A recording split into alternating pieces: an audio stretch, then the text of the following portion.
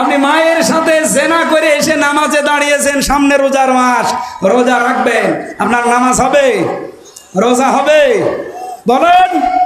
আরে ভাই, এত কষ্ট করে নামাজ পড়ে রোজা রেখে যদি নাই হয় তো ও কইরে কি করবেন আপনি?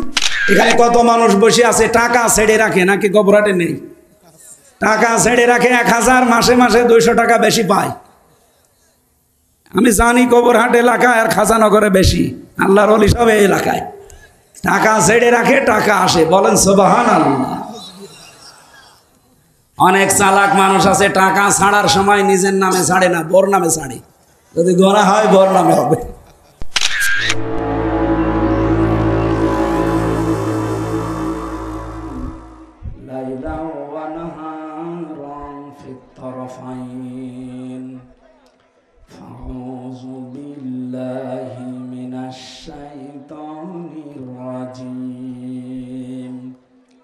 বিসমিল্লাহির রহমানির রহিম।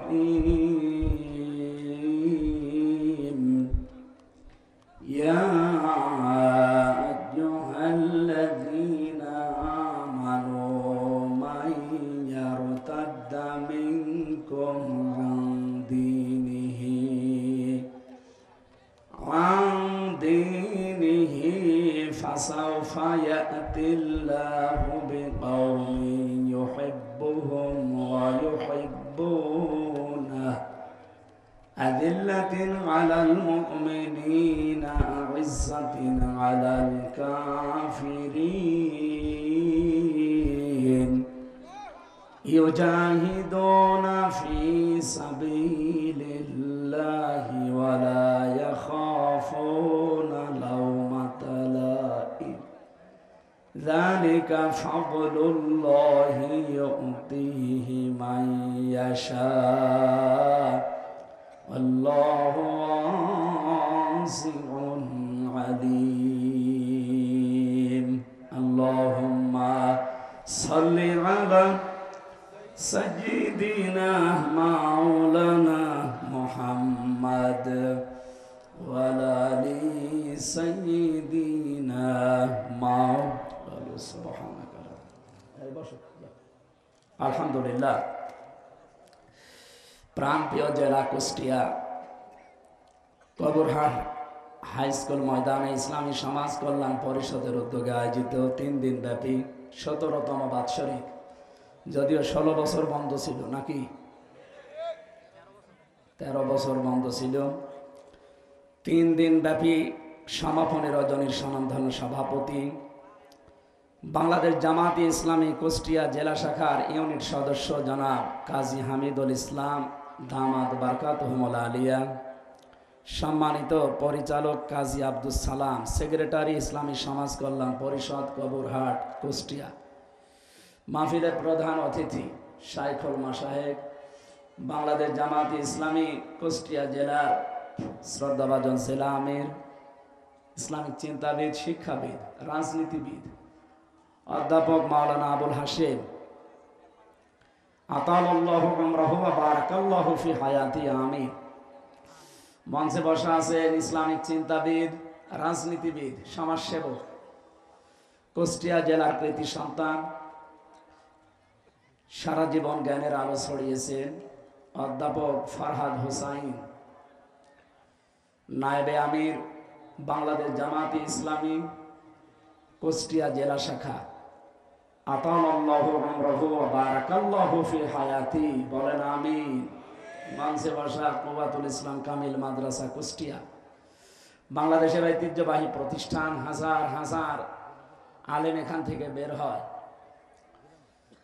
ইসলামিক চিন্তাবিদ, শিক্ষাবিদ, মুফাসসিরে কোরআন, মুহাদ্দিস মাওলানা অধ্যক্ষ তারিকুর রহমান, আমার নানা জান দামাত বারকাতুহুল আলিয়া, মঞ্চে বসা সম্মানিত ব্যক্তিবর্গ, অনেক মানুষ বসে আছেন আপনাদের পেছনে, কুষ্টিয়ার সর্বজন শ্রদ্ধাভাজন ব্যক্তিবর্গ তারা।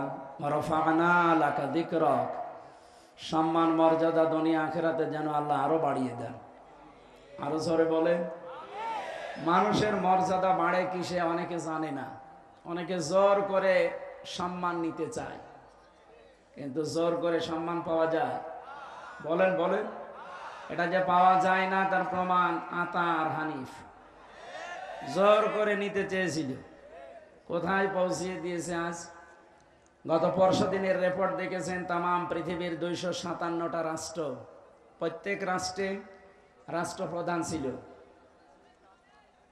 গোয়েন্দা সংস্থা রিপোর্ট দিয়েছে, এটা মাইক্রোসফটের রিপোর্ট।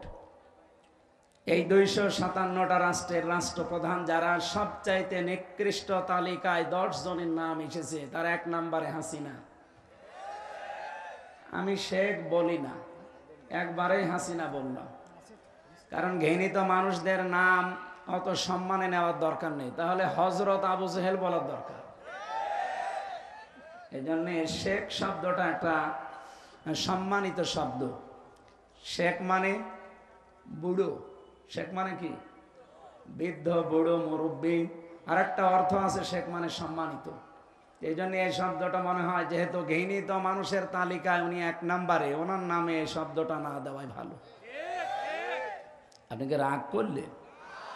2 নম্বরে নাম এসেছে বাশার আল আসাদের, 3 নম্বরে নাম এসেছে নেতানিয়াহু। এরকম 10 জনের নাম দুনিয়ায় নিকৃষ্ট মানুষের তালিকায়, তার ভেতরে 1ম নম্বরে আমাদের আল্লাহর ওলি। সুতরাং জোর করে মানুষের কাছে সম্মান নেওয়ার চেষ্টা যারা করে তারা বোকা। সম্মান মানুষ আপনাকে দেবে 2টা কারণে। কয়টা? ইয়ারফাউল্লাহুল্লাযীনা আমানু মিনকুম ওয়াল্লাযীনা উতুল ইলমা দারাজাত। সূরা মুজাদালা 11 নম্বর আয়াতের মাঝের অংশে আছে। আল্লাহ রাব্বুল আলামিন জানিয়ে, এখানে ডিস্টার্ব হয়ে যাচ্ছে, কিছু দেওয়া লাগবে না ভাই, বসেন তো। যারা মাহফিল দেয় আসলে এরা শোনে না, বিভিন্ন আন্টি শান্তিতে সময় কাটায়। আমির জামাত ডাক্তার শফিকুর রহমান হাফিজাহুল্লাহ, কয়েকদিন আগে একটা অনুষ্ঠানে আমি ছিলাম ওনার। উনি যারা তাফসির করে বাংলাদেশে, যারা মুফাসসির, যারা ওয়াজ করে, এনাদের উদ্দেশ্যে 2টা কথা জানিয়েছেন। আপনারা যারা তাফসির মাহফিলে, ওয়াজ মাহফিলে, দিনের অনুষ্ঠানে কথা বলেন, আন্টি শান্তি, আগল পাগল, উল্টা পাল্টা কিচ্ছু বলতে যাবেন না। ক্লাসের আকারে কথা বলবেন, সর্বোচ্চ 1 ঘন্টা বলেন, অসুবিধা নেই। 45 মিনিট বলেন, কোনো অসুবিধা নেই। আরো কমিয়ে আপনি আধা ঘন্টা বলেন। পৃথিবীতে বিশ্বনবী মুহাম্মদুর রাসূলুল্লাহর মতো এত দামি কথা কেউ বলতে পেরেছে? পারবে কেউ? তার জীবনের সর্বোচ্চ বক্তব্য ছিল 27 মিনিট আরাফাতের ময়দানে। বিদায় হজের ভাষণে সর্বোচ্চ 27 মিনিট কথা বলেছিলেন। এটা ঐতিহাসিক প্রেক্ষাপটে আমরা পেয়েছি। তার মতো মানুষ যদি 27 মিনিটে কি কথা বলেছিলেন, আর 1400 বছর চলছে, এখনো পর্যন্ত দুনিয়ার মানুষ এই 27 মিনিটের বক্তব্য কোল কিনারা করতে পারে না, শেষই করতে পারে না এখান থেকে শিক্ষা নিয়ে। আর আমরা এমন হুজুর, এমন বক্তা, 2.5-3 ঘন্টা শুধু চলে যায় জুলেখা আর ইউসুফ নবীর কাহিনী বলতে, অথচ ওখান থেকে যে শিক্ষা দরকার সেটা কিন্তু আমরা বলিও না, নিতেও চাই না। খালি কাহিনী বলেন, প্রেম কাহিনী। কে বলেছে আপনাকে ইউসুফ জুলেখার প্রেম কাহিনী? সূরা ইউসুফ পড়াটা একটা রাজনীতি। এটা কি? ইউসুফ নবী নিজে দায়িত্ব চেয়ে নিয়েছিলেন সংরক্ষণ করার জন্য। ক্বালা জাআলনি আলা খাযাইনিল আরদি ইন্নী হাফিজুন আলীম। এই আয়াতের ব্যাখ্যা ফি জিলালিল কোরআন পড়েন, প্রেম কাহিনী বের হবে আপনার। এই জন্য উল্টাপাল্টা ধারণাগুলো আসে তখন যখন আমরা দেখি বিভিন্ন আলোচক বক্তার নাম নিয়ে 2.5 ঘন্টা 3 ঘন্টা প্রেম কাহিনী শোনা ইউসুফ আর জুলাইখার নাম নিয়ে। নাউজুবিল্লাহি মিন যালিক।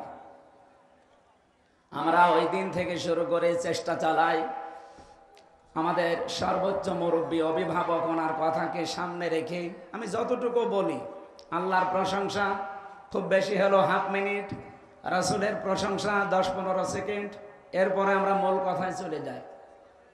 এখানে আমার মনে হয় এইভাবে আসালি পাসালি দিয়ে সময় নষ্ট না করে আল্লামা সাঈদী সাহেবের ওই ঐতিহ্যটা ধরে রাখা দরকার এই তাফসির মাহফিলগুলোতে। সর্বোচ্চ মাগরিব থেকে এশা পর্যন্ত একজন তুলে দেবেন, এশার নামাজ পড়ে প্রধান বক্তা তুলে দেবেন। আপনারা দাওয়াতও নিয়েছিলেন এই কথা বলে, কিন্তু কথা রাখেননি। আমি কখন এসে বসে আছি আপনারা জানেন? এই যে সময়টা নষ্ট করলেন, আমি এই সময় পড়তে পারতাম না। ডাক্তার আমারে বলেছে রাত 10টার পরে জেগে থাকবেন না, তাহলে মাথার এই যে পাশে যে ড্যামেজ হয়ে গেছে ওটা আবার সমস্যা হয়ে দেখা দেবে। কুষ্টিয়ার অনুষ্ঠানগুলো নিতে চায় না আরও এই কারণে, গ্রামের ফকির ভিক্ষা পায় না, বাংলায় কথা নেই। আমি বাইরের জেলায় গেলে একটু দাপট দেখাতে পারি, কিন্তু এখানে আসলে তো বিড়াল হয়ে যায়। আপনারা যা বলেন তাই করা লাগে না। আগামী থেকে এটা আর হবে না, এই সিস্টেম পাল্টাতে হবে। আমার অধ্যক্ষ সাহেব বলছিলেন আসার পরে যে এই সিস্টেমগুলো আসলে পাল্টানো দরকার। কেন এত রাত করা লাগবে? মানুষ তাহাজ্জুদ পড়বে, ফজরের নামাজ আছে, সকালে কর্মজীবন আছে। আর আমার কালকে দিনের বেলা চট্টগ্রাম, রাতের বেলা নোয়াখালী। আমি তো পারা দরকার আমার। আগামী থেকে কুষ্টিয়া এটা রেকর্ড হচ্ছে, সারা বাংলাদেশে যাচ্ছে। যারা অনুষ্ঠান নেবেন হাতে পায়ে ধরে বলছি, এশান নামাজ পড়ে আমারে তুলে দেওয়া লাগবে সাইদি সাহেবের মতো। যদি পারেন দরকার হয় পোস্টারে লিখে দেবেন মোটা করে, আমির হামজার বয়ান রাত 8টায়, আমি 9টা 9:30টায় মাহফিল শেষ করে দিতে চাই। যদি পারেন নেবেন, না হলে হাতে পায়ে ধরে বলছে দাওয়াত দিতে যাওয়ার দরকার নেই, আমার দাওয়াতের অভাব নেই। এই জন্য আশা করছি আমার এই কথাটা আপনারা ঠিক রাখবেন। মহিলা প্যান্ডেলে মা বোনেরা সামনের দিকে একটু চেপে চেপে বসেন, একটু জায়গা করে দেন, জান্নাতে আপনার জন্য আল্লাহ একটা জায়গা বরাদ্দ দিয়ে দেবেন ইনশাআল্লাহ। আমরা কথা বলছিলাম মানুষের সম্মান বাড়ে প্রথম নম্বরে ইমান, 2 নম্বরে এলেমের কারণে। ইমান আমাদের কম বেশি অনেকেরই আছে না নেই? বলেন বলেন। কিন্তু ইমান আনতে হলে প্রথমে একটা কাজ করা লাগে, ওইটা হয়তো অনেকের নেই। ইমান আছে, কিন্তু ইমান আনার আগে কি কাজ করা লাগবে? কোরআনে কারিমে আল্লাহ সূরা বাকারা 257-56 নম্বর আয়াতে জানিয়েছেন, ফামাই ইয়াকফুর বিত-তাগুত ওয়া ইউমিন বিল্লাহ। কেউ যদি ইমান আনতে চায় তার প্রথম কাজ সে যেন তাগুত ছেড়ে দেয়। বাংলাদেশে বহু ইমানের দাবিদার আমরা তাগুত ছেড়ে না দিয়ে ইমানের দাবি করি, এই কারণে আমাদের ইমান টিকতে চায় না। ফাকাদ ইসতামসাকা বিল উরওয়াতিল ওয়াসকা লা ইনফিসামা লাহা। আল্লাহ তাআলা বলেন তাগুত ছেড়ে দিয়ে যদি ইমানের দাবি করতে পারে, ও এমন একটা মজবুত রশি ধারণ করেছে যা জীবনেও ছিঁড়ে যাবে না। কিন্তু তাগুত ছেড়ে না দিয়েছে ইমানের দাবি আমরা করি, ঝড় উঠলে ইমান আগেই লিভে যায়। ঝড় উঠেছে হয়তো চোর হাসে, কবরহাট থেকে আমার বাতি লিভে গেছে। সুতরাং এইরকম ইমান আমরা আনবো না। আমরা ইমান আনতে হলে আগে তাগুত ছেড়ে দেব। কথা বলেন ঠিক কিনা? বাংলাদেশের দিকে তাকান, যারা তাগুত ছেড়ে দিয়ে ইমানের দাবি করেছিল, আপনি দেখেন শিবিরের সাবেক সভাপতি দেলাওয়ার হোসেন তার গরম করে তার লজ্জাস্থানে ঢুকিয়েছিল। আমি নিজে সাক্ষী, আমাকে ওই অফিসার বলছিল, সঞ্জয় দত্ত, আমারও রিমান্ডে উনি ছিল, আমারে বলছিল দেলাওয়ারকে এই করেছিলাম, ওকে আমরা ফুটবলের মতো পিটিয়েছি। 57 দিন রিমান্ডে ছিল, এই বাংলাদেশের ইতিহাসে এই প্রথম। 15টা বছর যে জুলুম অত্যাচার নির্যাতন গেল, জালেমরা তারে এক চুল টলাতে পারে না। এই কথা বলেন না কেন? কারণ সে তাগুত ছেড়ে দিয়ে ইমান এনেছিল, এই জন্য ইমান থেকে তাকে দূর হতে হয়নি। যারা ইমান এনেছে তাগুত ছেড়ে না দিয়ে, নৌকা মার্কা নিয়ে দাঁড়িয়ে ইমান এনেছিল, মাওলানা রুহুল আমিন, আমি নাম ধরে বলছি যেন আপনি চিনতে পারেন, বাইতুল মোকাররমের সাবেক খতিব। এ লোকটার ইমান যাই ছিল এখন আর নেই। কে কথা বললেন না কেন? কারণ তাগুত ছেড়ে না দিয়ে ইমানের দাবি করলে ইমান টিকবে না। এ পৃথিবীর ইতিহাসে এই প্রথম যে জাতীয় মসজিদের খতিব পালিয়ে যায়, এটা প্রথম না? দুনিয়াতে আপনি শুনেছেন যে কোন মসজিদের ইমাম পালায়? জোর করে এসেছিল কয়দিন পরে যে আমি আবার ইমামতি করব, জুতা দিয়ে পিটিয়েছে জনগণ। পরের দিন মোবাইলে স্ট্যাটাস দিয়েছে ফেসবুকে যে জুতা মেরেছে কিন্তু আমার গায়ে লাগেনি। আমি আর নিচে নামলাম না। তাগুত ছেড়ে না দিয়ে যদি আপনি ইমানের দাবি করেন, আপনার ইমান টিকবে না। এই জন্য আমাদের সম্মান আল্লাহ রেখেছেন কিসের ভেতরে বলেন তো? ইমানের ভেতরে। 2 নম্বরে ওয়াল্লাযীনা উতুল ইলমা দারাজাত, এটা বহু বচন। যারা এলেম পেয়েছে, এলেম পেলে জ্ঞান সম্মান বাড়বে না, এলেমের ওপরে আমল করা লাগবে। বাংলাদেশে তাকান, জ্ঞান কম বেশি অনেকে আমরা অর্জন করি, কিন্তু জ্ঞানের ওপরে টিকে থাকতে পারি না। এই জন্য আমাদের সম্মান আল্লাহ বাড়ায় না, আরো নিচে নামিয়ে দেয়। এই পৃথিবীতে জ্ঞানের ওপরে সবচাইতে বেশি আমল করেছিল, কাজ করেছিল জ্ঞান অনুযায়ী নবীরা। কারা? বলেন বলেন। আপনি 2 জন নবী ছাড়া বাকি কোন নবী দেখাতে পারবেন যে পৃথিবীতে তারা লাঞ্ছনা গঞ্জনা অপমানের শিকার হয়নি? হয়েছে। এই কারণে তারা জ্ঞানের উপরে সর্বোচ্চ আমল করেছিল। এই জন্য আল্লাহ আফসোস করেছেন তার বান্দাদের উপরে, ইয়া হাসরাতান আলাল ইবাদ মা ইয়াতিহিম মির রাসূলিন ইল্লা কানু বিহি ইস্তাহজিউন। সূরা ইয়াসিনের 30 নম্বর আয়াত। আল্লাহ বলেন আমার আফসোস, আমার আক্ষেপ, এমন কোন নবী রাসূল দুনিয়ায় পাঠালাম না যার সাথে সমসাময়িক মানুষেরা ঠাট্টা বিদ্রুপ করে না, উপহাস করে না। বলেন তো নবীদের চরিত্র খারাপ ছিল? বলেন বলেন। একটাই কারণ, তারা তাদের জ্ঞান অনুযায়ী আমল করেছিল। এই কারণে আল্লাহ দারাজাত, দিন যত যায় নবীদের সম্মান মর্যাদা আল্লাহ বাড়াতেই থাকে। এই জন্য প্রথমে আল্লাহ আরম্ভ করেছেন আয়াতটা ইয়ারফা দিয়ে। রাফা ইয়ারফা এটা মোজারে, বর্তমান ভবিষ্যৎ, প্রেজেন্ট ফিউচার। সুতরাং ঈমান আনার পরে যদি এলেম অনুযায়ী জ্ঞান অনুযায়ী আপনি আমল শুরু করেন, দিন যত যাবে আপনার মর্যাদা সম্মান আল্লাহ দুনিয়ায় বাড়াতেই থাকবে। শুধু বাড়াবে না, বাড়াতেই, আরো জোরে বলেন, বাড়াতেই থাকবে। এই জন্য যে যার যা ঈমান আছে এবং যার যা আমল আছে ওই অনুযায়ী আল্লাহ তার সম্মান মর্যাদা যেন আরো বাড়িয়ে দেন। সকলে বলেন আমিন। সামনে বসা মুসলমান ভাইরা, পর্দার আড়ালের সম্মানিতা মা এবং বোনেরা, প্রশাসনের ভাইরা, প্রাণ প্রিয় কুষ্টিয়াবাসী, আল্লাহর দরবারে শুকরিয়া জানাচ্ছি। 3 দিন 13-14 বছর পরে হলেও কোরআনের আলোচনা এখানে হচ্ছে। যারা বুঝে হোক না বুঝে হোক বন্ধ করে রেখেছিলেন, আল্লাহ যেন তাদের হেদায়েত দেন। বলেন আমিন। আগামীতে কিয়ামত পর্যন্ত কোরআনের অনুষ্ঠান, কোরআন প্রচারে, কোরআন প্রসারে, কোরআন কায়েমে কোনো বাধা আসুক, এটা আমরা আর দেখতে চাই না। এই কথা বলেন না কেন? সেই সংক্রান্ত আয়াত আজকে আমরা পড়েছি সূরা মায়েদার 54 নম্বর আয়াত। এটাকে সামনে নিয়ে বাস্তবতার নিরিখে তাফসীর আকারে কথা বলার চেষ্টা চালাবো ইনশাআল্লাহ। আমাদের শরীরের ভেতরে 17টা জিনিস এমন আছে যা একজনের সাথে আর একজনের মিল নেই। আমার চামড়ার সাথে ষাঁড়ের চামড়া মনে হয় একরকমই দেখা যাচ্ছে, কিন্তু ষাঁড়ের চামড়া কেটে যাক, ফেটে যাক, ছিঁড়ে যাক, আমার চামড়া কেটে লাগিয়ে দেবেন, পছন্দ ধরবে। লাগবে তো নাই, আরো পছন্দ ধরবে। হ্যাঁ, ওনার শরীরে আমার শরীরে 9768 প্রকার চামড়া আছে। যে কোনো চামড়া আপনি লাগিয়ে দেবেন, কেটে ভালো হয়ে যাবে। এটার দ্বারা এটাই বোঝাতে চেয়েছেন, আমি হাদিসের ব্যাখ্যা বলছি। আল্লাহ রাব্বুল আলামিনের আয়াত হচ্ছে ওয়ালা তাজিরু ওয়াজিরাতু বিজরা উখরা, কিয়ামতে কেউ কারো বোঝা বহন করবে না।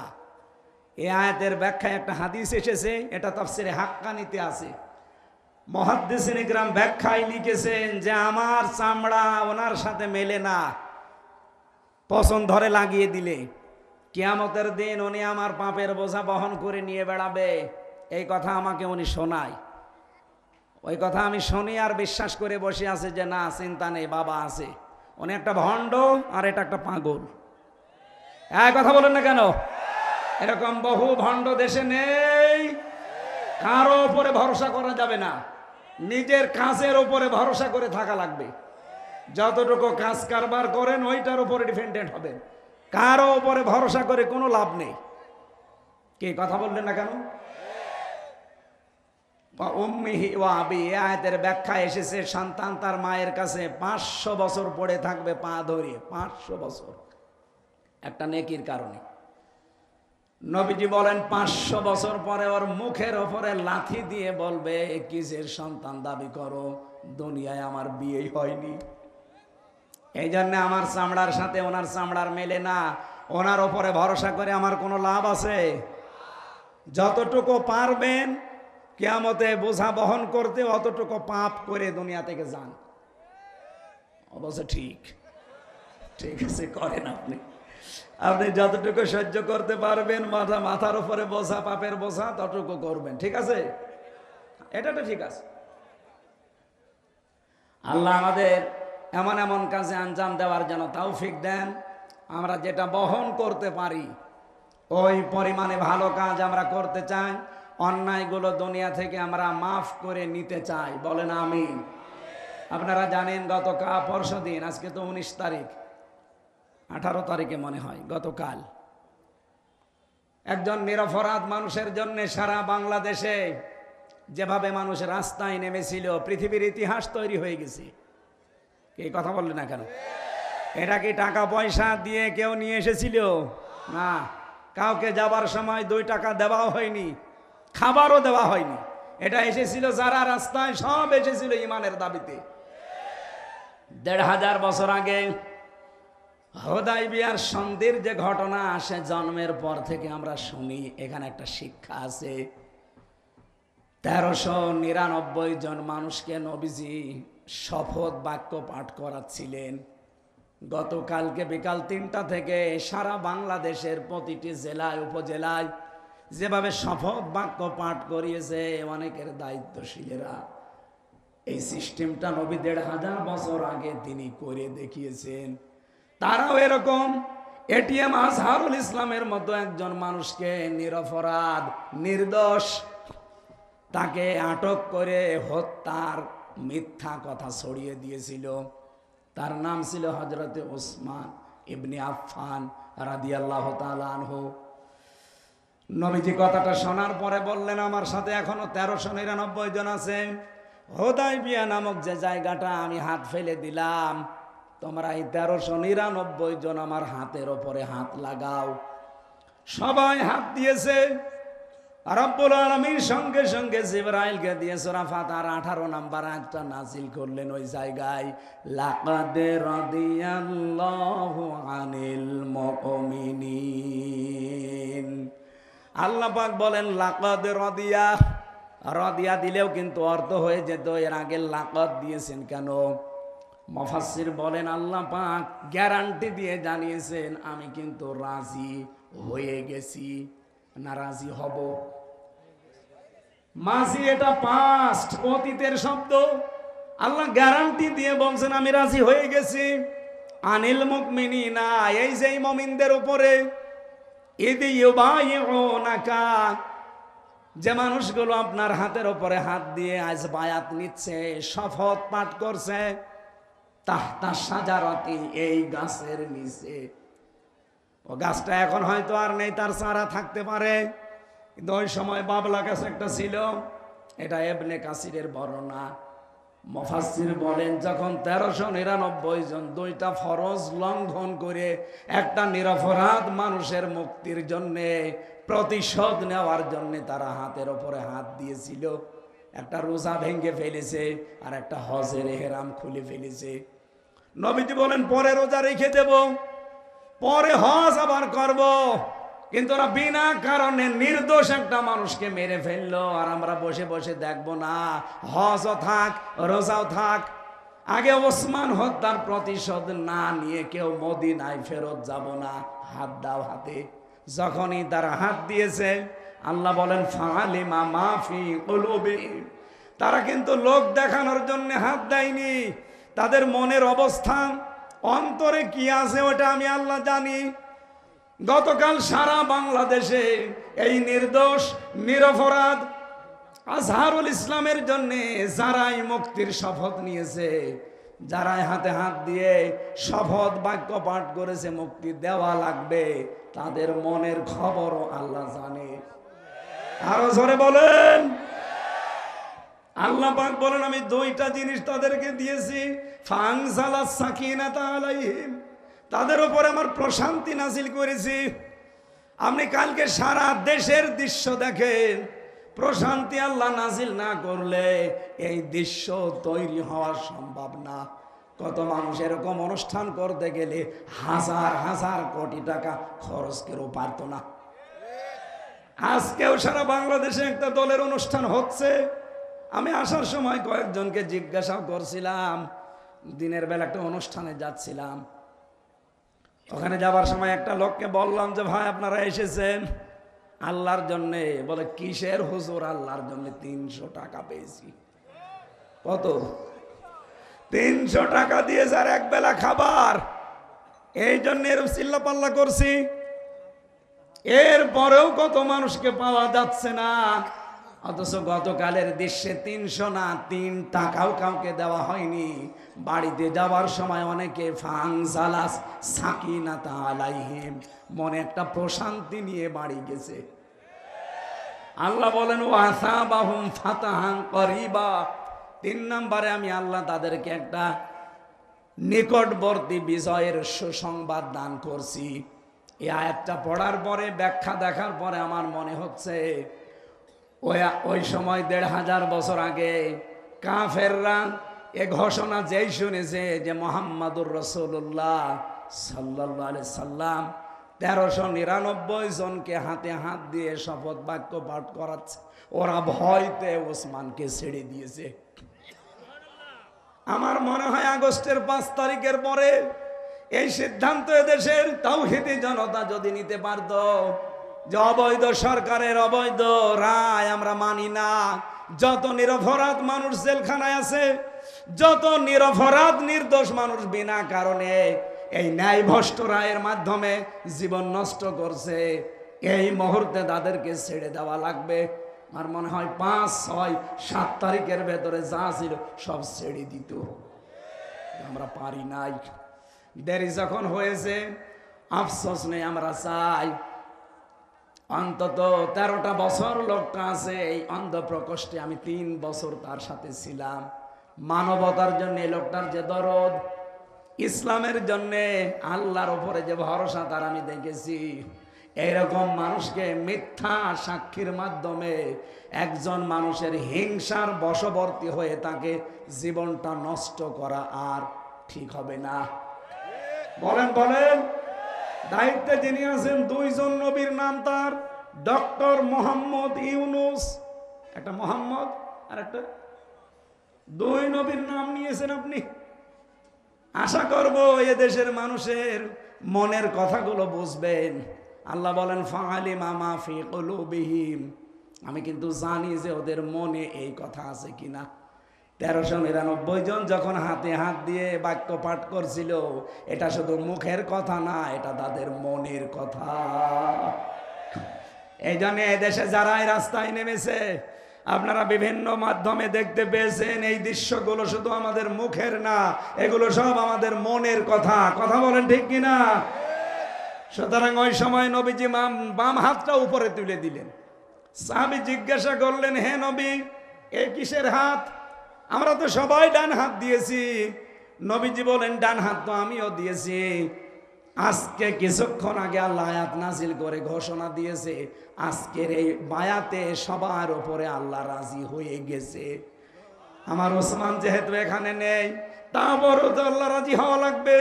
এজন্য আমি বাম হাতটা উপরে তুলে দিলাম, এটা আমার ওসমানের হাত। আমি আয়াত থেকে শিক্ষা নিয়ে 100 ভাগ বিশ্বাস করে বলতে পারি, গতকাল এই নিরপরাধ মানুষটার জন্য সারা বাংলাদেশ, সারা বিশ্বের বিভিন্ন জায়গায় যারা শপথ পাঠ করে নিজের জীবন নিয়ে এসেছিলেন রাজপথে, আল্লাহর কসম আপনাদের সবার উপরে আল্লাহ রাজি হয়ে গেছে। কারণ আমরা লোক দেখানোর জন্য আসি নাই, মুখ থেকেও বলি না, এটা মনের কথা আমাদের। আমরা চাই তাকে মুক্তি দেওয়া হোক। এই কথা বলেন, এই আওয়াজ দেওয়া যাবে ভাই। আগামীকাল তার রায় আছে। যারা দায়িত্বে আছেন, লুৎফুজ্জামান বাবরকে যদি ছেড়ে দেওয়া হয়, আমরা চাই এটিএম আজহারুল ইসলামকেও ছেড়ে দেওয়া লাগবে।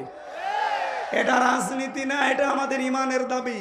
যদি রাজনীতি মনে করেন, হ্যাঁ এটাই রাজনীতি।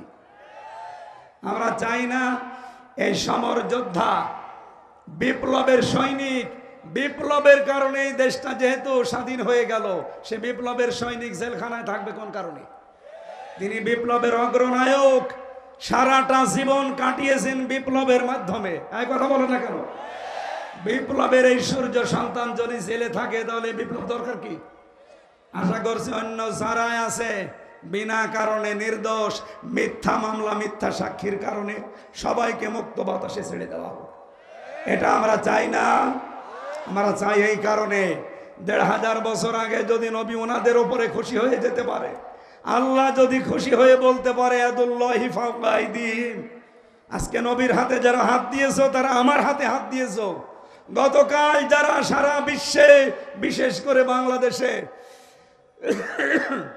এই নিরপরাধ মানুষের পক্ষে কথা বলেছেন মন থেকে, আল্লাহর কসম আল্লাহ আমাদেরকে একটা প্রশান্তি দিয়েছেন।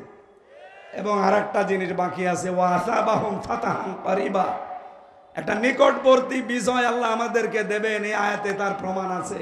দেখান, বলেন আমিন। সূরা মায়েদা 55 নম্বর আয়াতের আগে একটা আয়াত পড়েছি, 54 নম্বর আয়াতটা।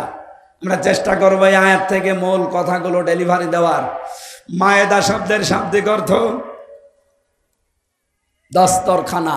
মায়েদা মানে কি? এ একটা আমল। যদি আপনার জরুরি হলে আপনি তো ঘুমাবেন, আমাদেরকে রাত জাগিয়ে আপনি ঘুমাবেন।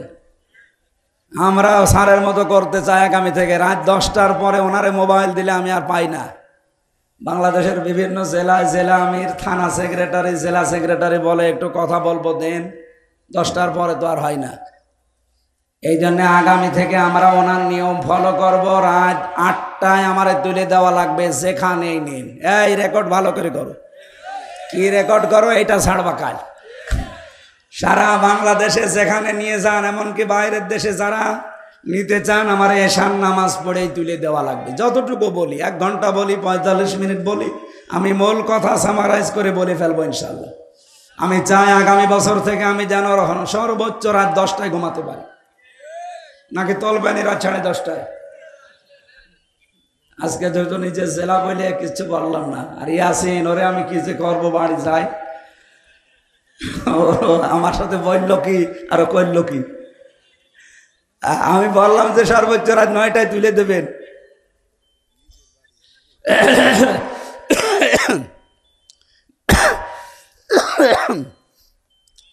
মায়েদা মানে দস্তরখানা। তামাম দুনিয়া আল্লাহ একটা দস্তরখানা বানিয়েছেন। কথা বলেন না কেন?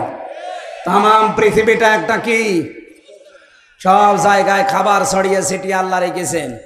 নবীজি আয়াতে একটা ব্যাখ্যা পড়েছি আমি, একটা হাদিস। বিশ্ব নবীজি বলেন, যারা খাবার খেতে কোনো খাবার পড়ে যায় দস্তরখানার উপরে, এরা যদি ওটা তুলে খেয়ে ফেলতে পারে, জান্নাতের হুরদের যে দেন মোহর আছে ওইটা আল্লাহ আদায় করে দেয়। জান্নাত পাবেন কিনা কোনো গ্যারান্টি নেই, কিন্তু দেন মোহর আদায় হয়ে যাচ্ছে হুরদের। সুতরাং এই কাজটা আমরা যেন আর সামনে না ছাড়ি। কথা বলছেন? হ্যাঁ, বিয়ে করার কথা শুনলে আমরা সবাই রাজি আছি। এদেশের বহু মানুষ নামাজের 13টা ফরজ জানে না, বিয়ে করা ফরজ এটা জানে। এটা জানে না। সূরা মায়েদার আমলটা আমি সহ যারা এসেছি, দস্তরখানা বিছিয়ে খাবার খাওয়া লাগবে। টেবিলে খান, কিছু পেড়ে নেবেন, কিছু পড়ে গেলে ওইটা তুলে খেয়ে, এই আমলটা যদি এখন থেকে চালু হয়, আমার আশা জান্নাত আল্লাহ দেবে। নাই তো হুর পাবো কোথায়? জান্নাতই যদি না দেয় তো হুর নেই। হুর না হলে দেন মোহর কিসের? এই জন্য আশা করছে আমলের মাধ্যমে জান্নাত হবে, হুরও পাবো, দেন মোহর আদায় হবে ইনশাআল্লাহ। আজকের তেলাওয়াত কিন্তু আয়াত 120টা আয়াত আছে এই সূরায়, মাত্র একটা আয়াত পড়েছি, 54 নম্বর আয়াত। আজকের আলোচনার বিষয় ফিরে আসা। কি বললাম? বলেন বলেন। রব্বুল আলামিন ডাক দিয়েছেন এখানে ইমানদারকে। আমি যে ইমানের সংজ্ঞা বললাম, আপনারা কি বুঝেছেন? ইমানের দাবি করলেই কিন্তু হবে না। জাতীয় মসজিদের সাবেক খতিবেরও ইমান ছিল, দেলাওয়ার ভাই শফিকুল ইসলাম মাসুদ ভাই এদেরও ইমান ছিল, কিন্তু একজনের ইমান উড়ে গেছে আর একজনের ইমান বৃদ্ধি হয়েছে। কথা বলেন ঠিক কিনা? এজন্য ইমান আনতে হলে আগে তাগুত ছেড়ে দেওয়া ইমান আনা লাগবে। আল্লাহ ওই রকম ইমান আনার তৌফিক দেন, বলেন আমিন। ডাক দিচ্ছেন আল্লাহ, ইয়া আইয়ুহাল্লাযীনা আমানু, ওহে যারা ইমানের দাবি করো, মাইয়ারতাদ্দা মিনকুম, তোমাদের ভেতরে যে ব্যক্তি ফিরে যাবে, আন দীনিহি, আমার দিন থেকে, ইসলাম থেকে, কোরআন থেকে, ফাসাউফা ইয়াতিল্লাহ, আল্লাহ বলেন অতি শীঘ্রই আমি তাদেরকে দেখাবো, বিকৌমি ইউহিব্বুহুম, এমন একটা জাতি তাদের উপরে আমি নিয়ে এসে দেব যারা আমি আল্লাহকে ভালোবাসে, ওয়ায়ুহিব্বুনাহু, আমি নিজেও তাদেরকে ভালোবাসি, তারাও আমাকে ভালোবাসে। আদিল্লাতিন আলাল মুমিনিনা ইজ্জাতিন আলাল কাফিরিন। আর এই সমস্ত মানুষগুলোর ভেতরে কয়েকটা গুণ পয়দা হবে। এক নম্বরে গুণাবলী পাওয়া যাবে, তারা নিজেদের ভেতরে, মুমিনদের ভেতরে থাকবে রহম দিল, কোমল হৃদয়ের অধিকারী।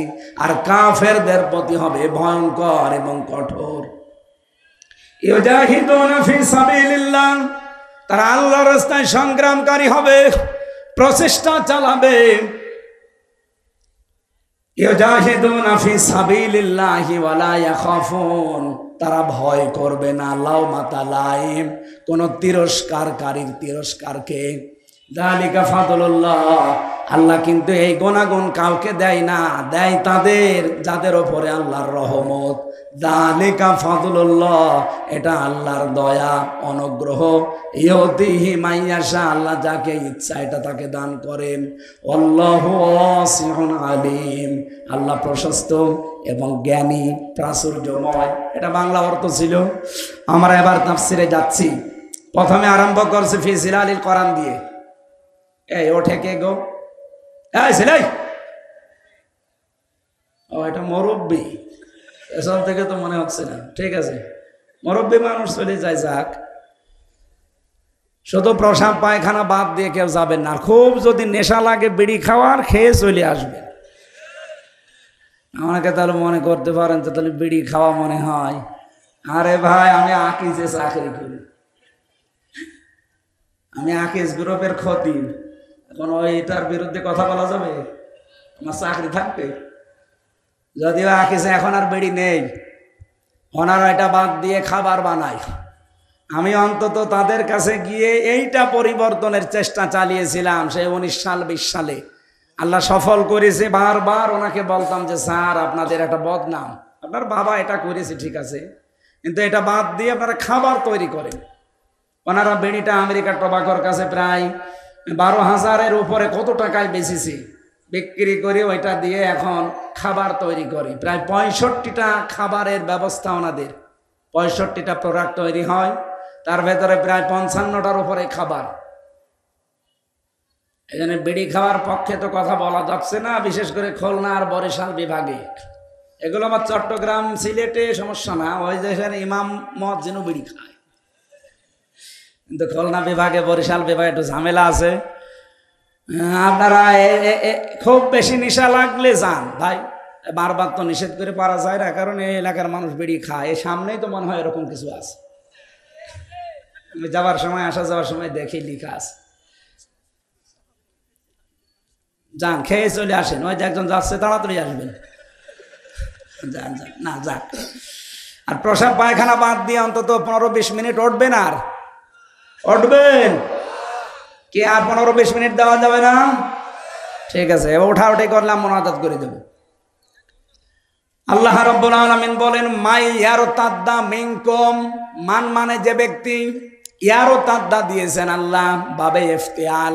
ইরতিদাদ শব্দের শাব্দিক অর্থ হচ্ছে হক থেকে বাতিলের দিকে ফিরে যাওয়া।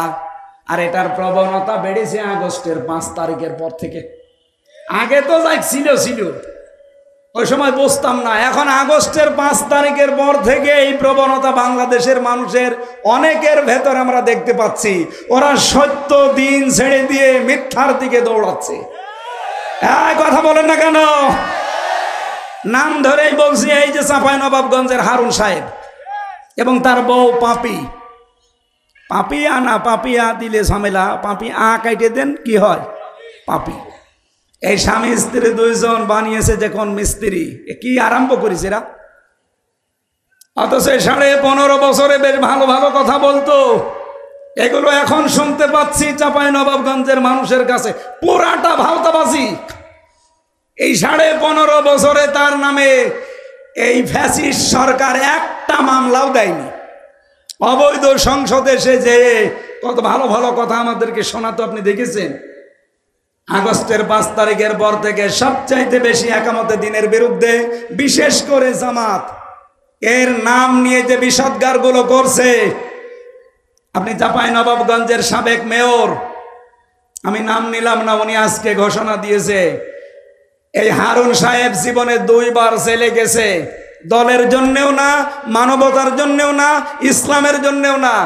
একটা হচ্ছে সরকারি টিন, ত্রাণের টিন চুরি করেছিল, আর একবার শুল্কমুক্ত গাড়ি যেটা ট্যাক্স দেওয়া লাগে, এটা ফাঁকি দেওয়া গাড়ি উনি বিক্রি করে দিয়েছিল। এই 2টা কারণে উনি 2 বার জেলে গেছে। এটা কি দলের কারণে, মানবতার জন্যে, না ইসলামের জন্যে? ওনার মুখে কোনো কথা মানায়, বিশেষ করে একামতে দিন যারা পালন করে তাদের বিরুদ্ধে। যদি এরকম কেউ বলতো যে যার চরিত্র ঠিক আছে, আপনি তো গোলাম ছিলেন বাতিলের, আপনার মুখে কথা মানায় না, এটা রেকর্ড হচ্ছে আপনার কানে, এক্ষুনি চলে যাচ্ছে আমি জানি। আশা করছি আপনি থামবেন, নয়তো আপনাকে কিন্তু জাতির সামনে এমন কিছু মানুষ আছে ন্যাংটা করে ছাড়বে। আপনি মনে করছেন কেউ তো টের পায় না? কে বলেছে? সব রেকর্ড আছে আপনার 15 বছরের। দল থেকে চাইনি আপনি সংসদে যান, আপনারা 6 জন জোর করে গেছেন। 6 জনের ভেতরে 4 জন বলেছে আমরা যাব না, বাকি 2 জন, উনি আর ওই যে আরেকজন হবিগঞ্জের, আমি নাম নিলাম না, ব্রাহ্মণবাড়িয়ার, জোর করে গেছে তারা দলের সিদ্ধান্তের বাইরে। আমার যেহেতু সাবজেক্ট ওইটা না, আমি শুধু ইঙ্গিত দিলাম বাংলাদেশে বহু মানুষ কিন্তু আল্লাহর দিন থেকে ফিরে চলে যাচ্ছে একেবারে প্রকাশ্য ফ্যাসিস্টের দিকে, বাতিলের দিকে। ওরা মনে মনে করছে আমরা যদি এভাবে চলে যাই, হাজারো মানুষ আমাদের দেখা দেখি চলে আসবে, এই দেশে অন্তত আর যারা দিনের কথা বলে তাদের কথা আর কেউ শুনবে না। আরে ভাই, দিনের মালিক কি হামজা? কথা বললেন না? দিনের মালিক ইয়াসিন, দিনের মালিক কে? আমরা হচ্ছি দিনের খাদেম, কামলা। আমরা চেষ্টা করে যাব দিনের পক্ষে। এদেশে যদি কায়েম হয় দিন ভালো, না হলে আমার কোনো লস নেই, ইয়াসিনেরও লস নেই। আমাদের বেতন আছে বিকাল 5টায়, বিকাল 5টা মানে জীবনের শেষ দিন। এই কথা বলেন না কেন? তো আপনি কি করলেন? আপনি বাধা দিয়ে টার্গেটে পড়ে গেলেন। দিনের মালিক যিনি, সে আল্লাহ। দিনের মালিক আবার বলেন তো হামজা কে? সুতরাং এদেশে যারা দিন বিরোধী তারা হামজা বিরোধী না, তারা সরাসরি আল্লাহ বিরোধী। আমার নিজের কোনো সম্পদ যদি আপনি মেরে কেটে নিতেন আমার রাগ হতো। আপনি তো সরাসরি বিরুদ্ধে আছেন আল্লাহর দিনের, তার মানে আল্লাহর বিরুদ্ধে গেলে আল্লাহর রাগ হবে না? বলেন বলেন। আল্লাহর রাগ যদি হয় উনি 3টি কাজ করেন। এদিকে তাকান। আল্লাহ রাব্বুল আলামিনের যদি রাগ হয়ে যায় কোন জাতির উপরে, 3টা কাজ করেন। 1 নম্বরে ফাসাউফা ইয়াতিল্লাহ বিকওমি ইউহিব্বুহুম ওয়া ইউহিব্বুনাহু। আল্লাহ পাক বলেন ওদের উপর আমি এমন একটা জাতিকে এনে দেই যে জাতিকে নিজে আমি আল্লাহ ভালোবাসি এবং তারাও আমাকে ভালোবাসে। আপনি দেখেন বাংলার প্রেক্ষাপটে আয়াতটা, আজ অনেকেই বিভিন্ন কায়দায় যারা হক থেকে বাতিলের দিকে জানা শোনার পরও মুখ ফিরিয়ে চলে যাচ্ছেন। আপনি কিন্তু জানেন এই দেশে হক কোনটা? কথা বলেন না কেন? এই যে যৌথ বাহিনী কিছুদিন আগে অপারেশন ডেভিল হান্ট চালাচ্ছিল, এখনো পর্যন্ত ওটা আছে নেই? যৌথ বাহিনী দেখলে খুশি হয় ইমানদারেরা, আর ভয় পায় যারা খুনি, যারা দুর্নীতিবাজ, আর যারা জুলুমবাজ তারা। সূরা আহজাবের 22 নম্বর আয়াতে আল্লাহ দিয়েছেন আলাম্মা রাল মুমিনুন আল আহজাব। আহজাব মানে যৌথ বাহিনী। আহজাব মানে কি? ওয়ালাম্মা রাল মুমিনুন আল আহজাব, যখন মুমিনেরা যৌথ বাহিনী দেখতে পেল, তার মানে এটা 1500 বছর আগেও ছিল। এই কথা বলেন না কেন? মুমিনেরা এরা দেখতে পেয়ে আনন্দে আত্মহারা হয়ে গেছে, কিন্তু যৌথ বাহিনী দেখে সবচাইতে বেশি সমস্যায় পড়েছে যারা খুনি, যারা অবৈধ ক্ষমতার অধিকারী। ওই জামানায় যারা ছিল, এ জামানায়ও অনেকে তাদের প্রেতাত্মা ছিল। এখানে অবৈধভাবে যারা ছিল তারা এখন যৌথ বাহিনীর ভয়ে আছে না? আমার মনে হয় এই অপারেশন ডেভিল হান্ট এটা আরো বেশি করা দরকার কুষ্টিয়া জেলার জন্য।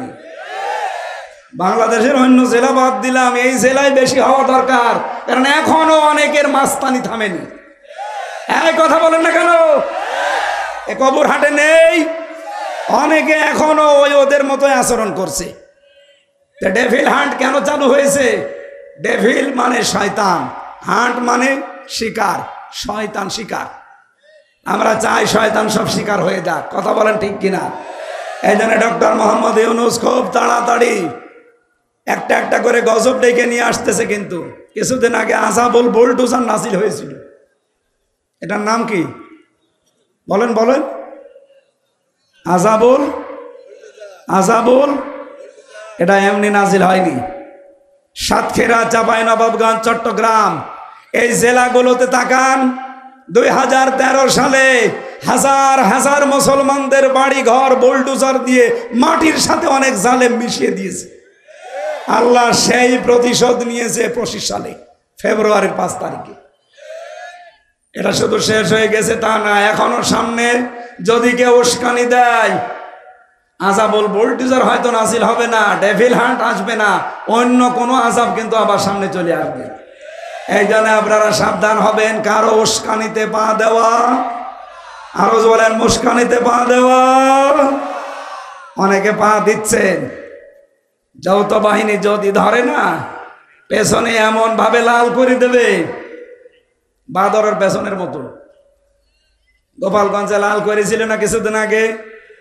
ওই সময় শুনতাম গোপালগঞ্জ থেকে ঢাকায় আসবে, বসে আসলে 300 টাকা, দাঁড়িয়ে আসলে 1000 টাকা। এটা যদি গোপালগঞ্জের জন্য হয়, গোপালগঞ্জ থেকে ঢাকা খুব বেশি দূরে না, আমাদের কুষ্টিয়া থেকে আরো দূরে, সুতরাং ঢাকায়ও যেতে পারবেন না। এমন লাল করবে, বসে গেলে 1000 টাকা, দাঁড়িয়ে গেলে 2000 টাকা। এই সিস্টেম যেন এ জেলায় আর না আসে। এই জন্য আমার মনে হয় কারো উস্কানিতে পা দেওয়া যাবে না, সতর্কতার সহিত কাটানো লাগবে দিন। আল্লাহর প্রথম সিদ্ধান্ত কি? 1 নম্বরে যারা আল্লাহর দিন থেকে ফিরে যেতে চায়, আজ বিভিন্ন ভণ্ড পীরের নাম নিয়ে নতুন নতুন ইসলামের নিয়ম বের করে মানুষকে আসল ইসলাম থেকে বের করে নিয়ে চলে যাচ্ছে। কথা বলেন। রাজনৈতিক দলের বহু নিয়ম নীতি আজ ইসলাম থেকে মানুষকে ডাক দিয়ে ফিরিয়ে তারা হক থেকে বাতিলের দিকে নিয়ে যাচ্ছে। আপনি জানেন যে দেশে হক কোনটা? এই পৃথিবীর ময়দানে আল্লাহর ভাষায় হক হচ্ছে তারা যাদেরকে দেখলে বাতিলেরা সবচাইতে বেশি ভয় পায়। বাংলাদেশে হাজারো দল আছে, হাজারো মত আছে। আপনি বলেন এই 54 বছরে বাতিলরা সবচাইতে বেশি ভয় পেয়েছে, নামে হোক বেনামে হোক, যাদের সেইটাই হক দল। এরপরও যদি কেউ না চিনতে পারেন, এদিকে আসেন, এমন জোরে কানের নিচে দেব, টের পেয়ে যাবে। তাছাড়া আপনার তো বুখারী শরীফ দিয়ে হবে না, কোরআন শরীফ দিয়ে হবে না, বাকারি শরীফ লাগবে। অবশ্য ঠিক, এদিকে আসেন, আপনাকে বাকারি শরীফ দিচ্ছি। আল্লাহ রাব্বুল আলামিন যেন তার আয়াতটা আমাদের এই বাংলাদেশের মানুষকে দেখাচ্ছেন, যারা আজ দিন থেকে ফিরে চলে যাচ্ছেন। আল্লাহ বলেন, আমি তাদের উপরে এমন একটা জাতিকে নিয়ে আসব, এমন একটা কওমকে, দলকে আমি তোমাদের উপরে নিয়ে আসব, যারা আমি আল্লাহকে ভালোবাসে, আমি আল্লাহ নিজেও তাদেরকে ভালোবাসি। এখন এই দলটা কোনটা আপনি নিজে আয়াতের সাথে মিলান।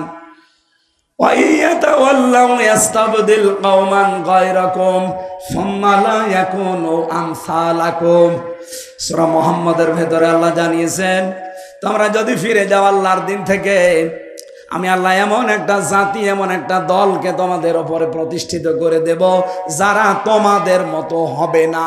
বলেন সুবহানাল্লাহ। এই আয়াত থেকে প্রথম আমরা বের করলাম, আল্লাহ এমন একটা দল তৈরি করে দেবে যদি মানুষ আল্লাহর দিন থেকে ফিরে চলে যেতে চায়। সেই দল এই বাংলাদেশে এখনো আছে না নেই?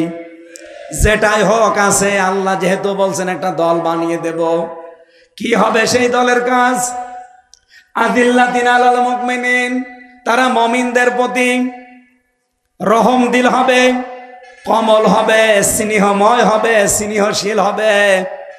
আইজ্জাতিন আলাল কাফিরিন, কাফেরদের প্রতি হবে তারা কঠোর এবং ভয়ঙ্কর। আমির জামাত ডক্টর শফিকুর রহমানের কালকের বক্তব্যটা এই আয়াতের প্রমাণ। কথা বলেন না কেন?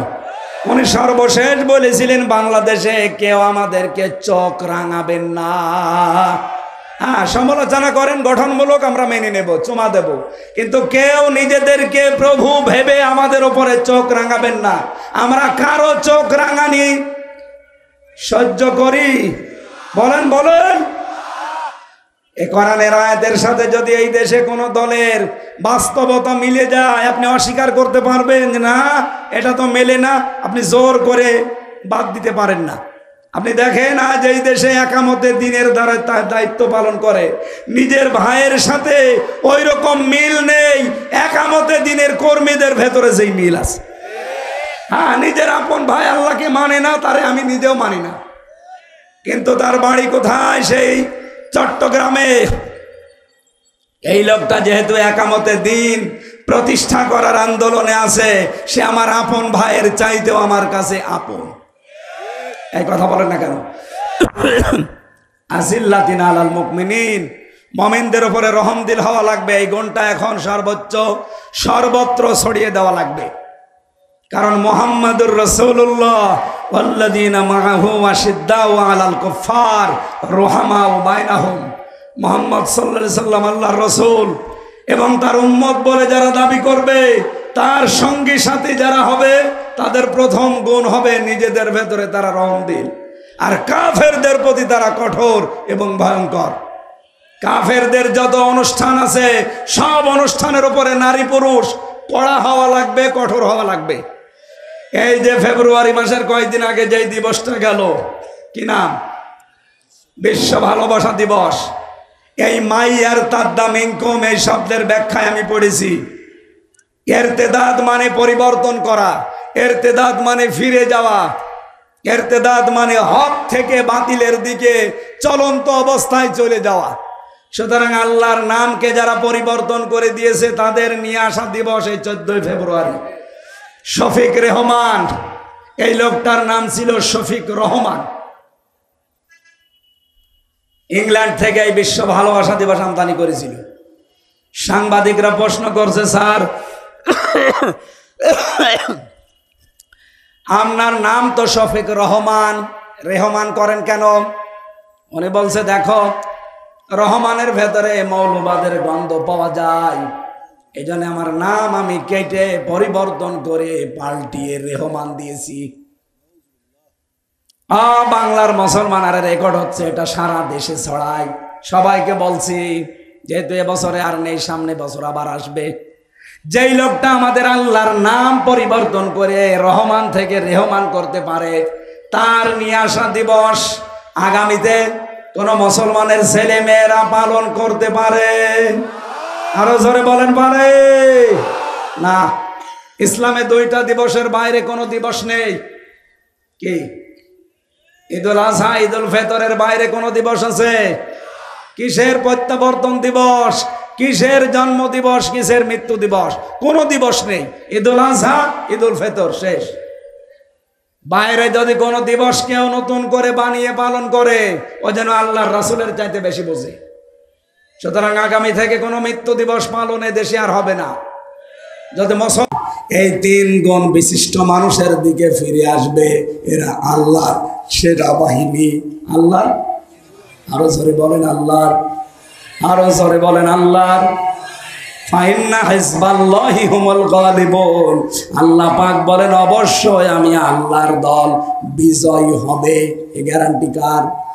আল্লাহ কিন্তু ইন্না না দিলেও পারতেন।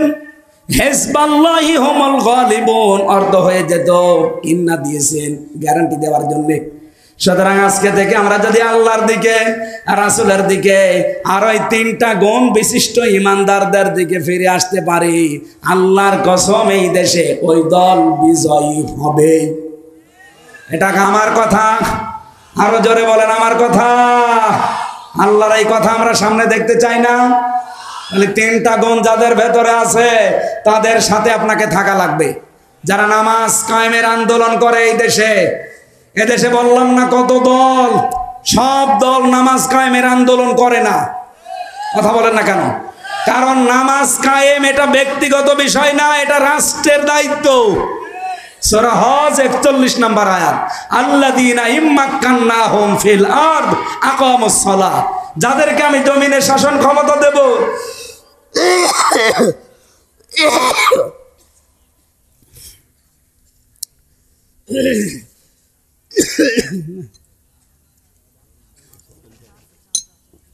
ঠিক আছে থাক, না কিছু লাগবে না, ঠিক আছে। যাদেরকে আমি জমিনে শাসন ক্ষমতা দেব, তারা যদি মুমিন বান্দা হয়, এদের প্রথম কাজ হবে তারা নামাজের বিল কায়েম করবে। এই ঘোষণা কার?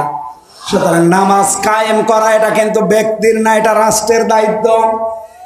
আরো জোরে বলেন, এই কথা বলা লাগবে, এটা কার দায়িত্ব? রাষ্ট্রের। এই রাষ্ট্র গঠন করার জন্যই তো সামনে দিন আসতেছে।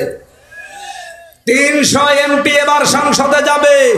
আমরা চাই 151 জন অধ্যাপক ফরহাদ হোসেনের মতো কোরআন বুকে নিয়ে যেন যেতে পারে।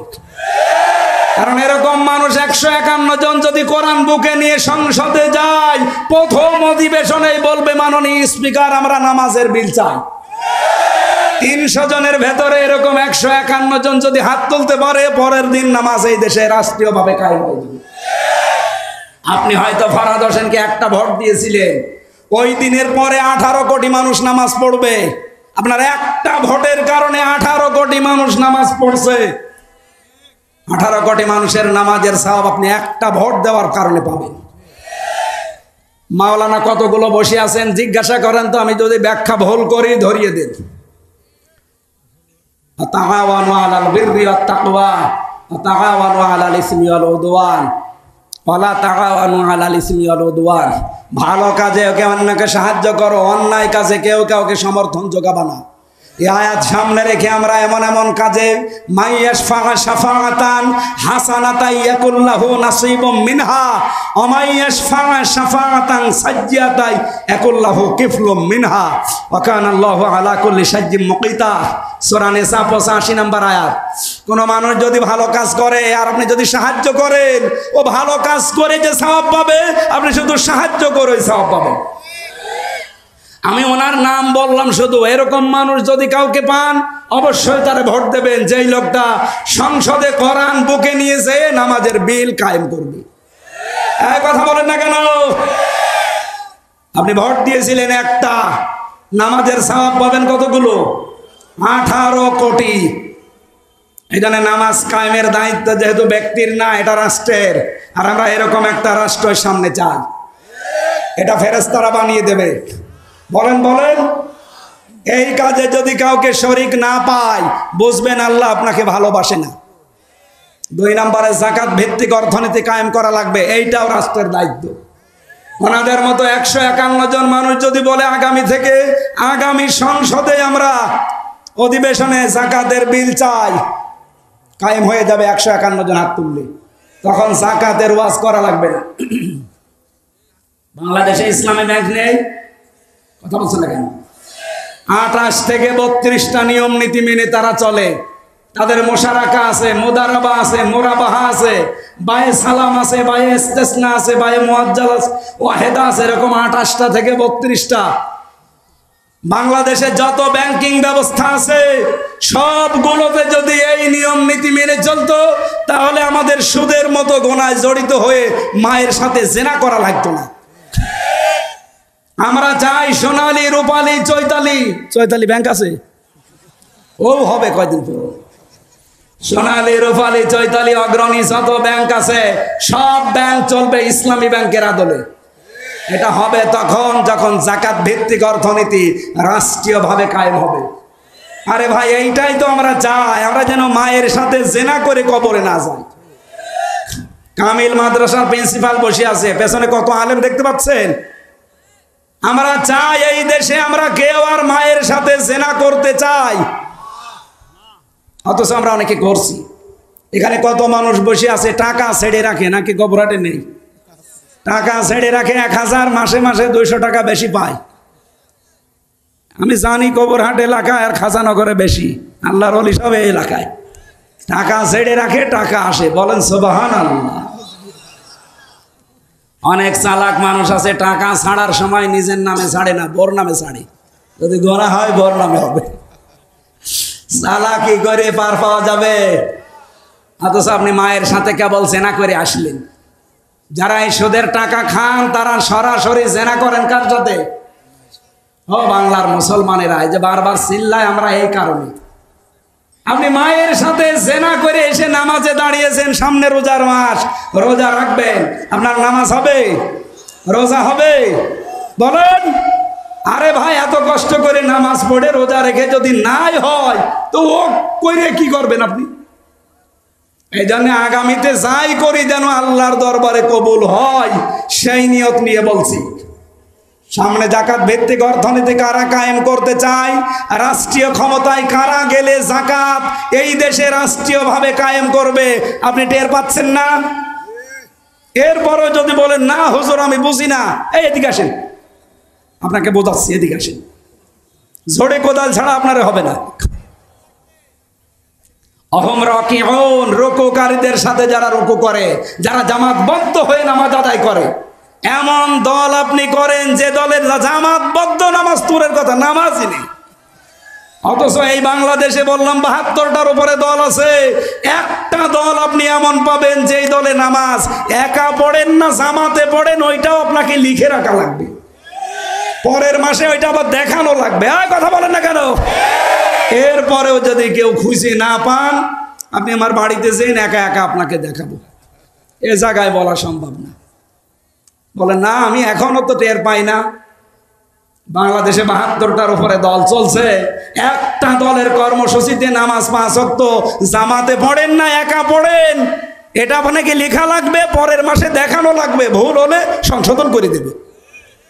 আল্লাহর আয়াতের সাথে মিলে যাচ্ছে না যে যারা রুকুকারীদের সাথে রুকু করে, জামাতবদ্ধ হয়ে যারা নামাজ আদায় করে, এই ৩টা গুণ যাদের ভেতরে আপনি পাবেন, এই মানুষগুলোর সাথে মিশে থাকবেন, কারণ এই মানুষগুলোকে আল্লাহর সামনে বিজয়ী করবে। আল্লাহর ঘোষণা মিথ্যা হওয়ার সম্ভাবনা আরো বলেন আছে। দুনিয়ার জীবনটা যেহেতু ধোঁকা, সত্যি কথা বলছি, কোরআনে যে আমি মাথায় নিয়ে বলতে পারি, পৃথিবীর জমিন ধোঁকা, ধোঁকা এবং ধোঁকা। এটা জেলে ৩ বছর থাকার পরে আমি আরো বেশি বুঝেছি। বিশেষ করে মা বাবা, স্ত্রী, সন্তান, সবগুলো ধোঁকা। আমি আমার বর নাম নিয়েই বলছি, যেটা রেকর্ড হচ্ছে। ম্যাডাম আবার আজকে থাকতে দেবে তো রাতে, ছাতা জাহাই হবে।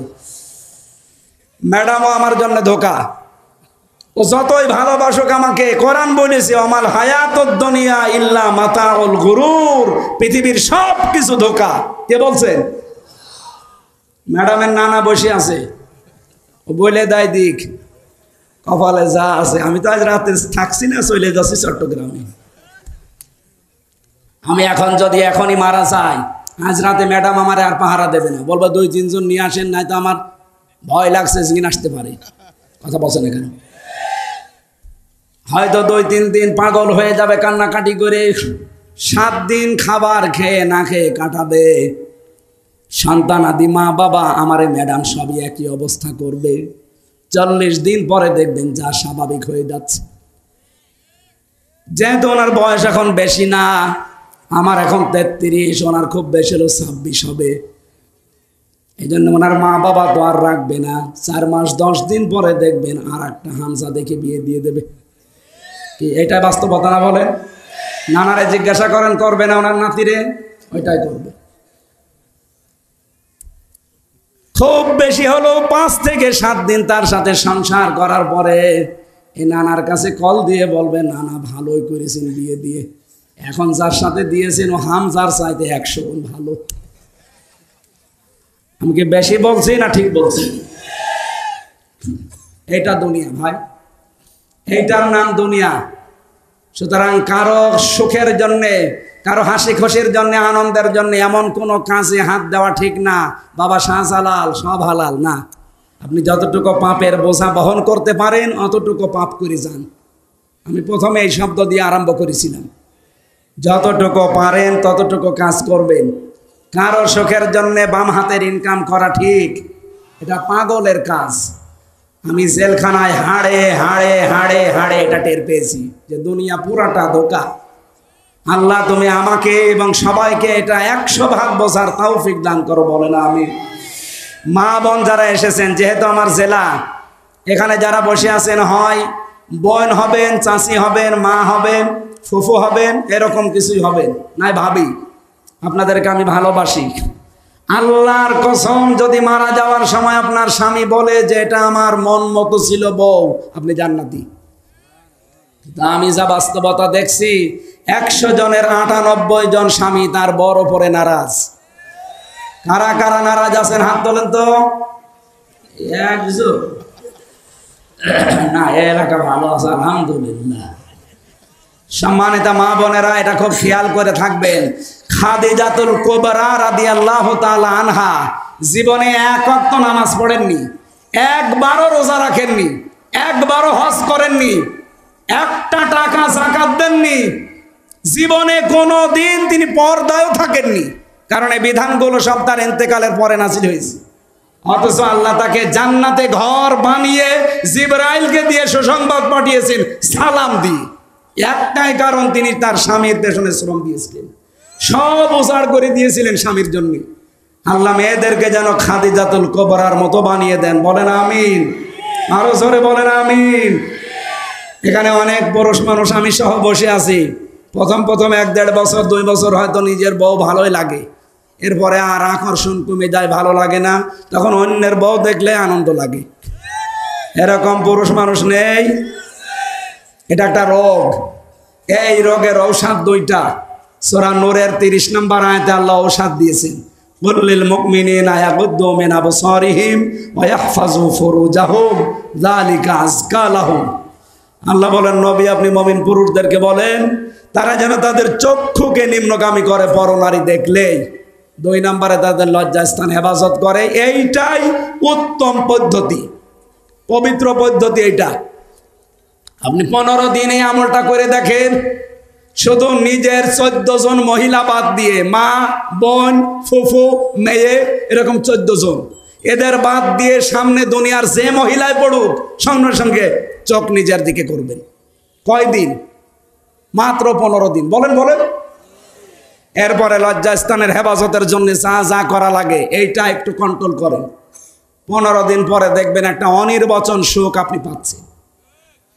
এটা টাকা দিয়ে কিনতে পাওয়া যাবে না, এই আমলের কারণে আল্লাহ দান করবে। আমি সহ যারা এখানে বসে আছি, আল্লাহ আমাদেরকে যেন এটা পালন করার এবং নিজেদের স্ত্রীর প্রতি যে দায়িত্ব কর্তব্য আছে এটা পালন করার তৌফিক দেন। আমি আজকে আর টানতে পারছি না কণ্ঠ এবং সময়ের কারণে। এত রাত পর্যন্ত জেগে থাকা ঠিক না, 11:30 বেজে গেছে। আগামী থেকে আবার কথা বলবো আপনাদের সামনে ইনশাআল্লাহ। আল্লাহুম্মা আমিন। লা ইলাহা ইল্লা আনতা সুবহানাকা ইন্নী কুনতু মিনাজ জালিমিন। আল্লাহুম্মা গফিরলি।